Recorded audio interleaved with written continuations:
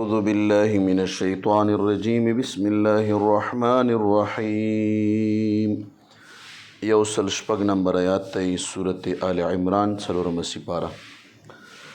یوم تبیض وجوهنا په ورځ د قیامت باندې به سپین شي ځینې مخونه وتسود وجوه او تور به شي ځینې مخونه.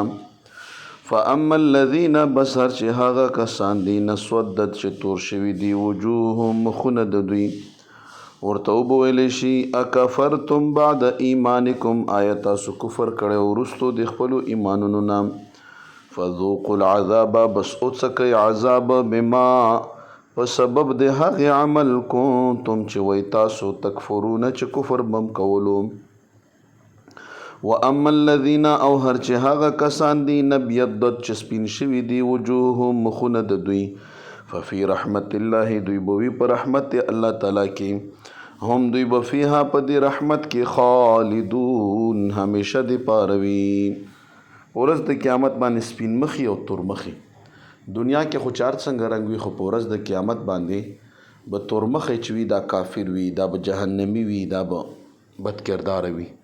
سپین مخی به د الله رحمت کې وي مؤمن به وي نیک عمل صالح به وي جنتی به وي. دا اعمال چې په دې دنیا یې مونږ کوو دا په ورځ د قیامت خپله رڼا راښکاره کوي. دا بدعملۍ بد کرداري به په ورځ د قیامت باندې خپله تیاره ښکاره کوي. نو دغې وجې نه دوستانو سړی په اوداسه کې مخ وینځي نو په زړه کې دا دعا غواړي چې الله ما مخ په ورځ د قیامت باندې تک سپین وپړقوه. نو دا حقیقت دی چې انسان ډېر کمزوری دی خو یا الله موږ په سپین مخو خلکو کې راپاڅوه او په ورځ د قیامت هم د رسوایۍ نه وساته. صدق الله العظیم.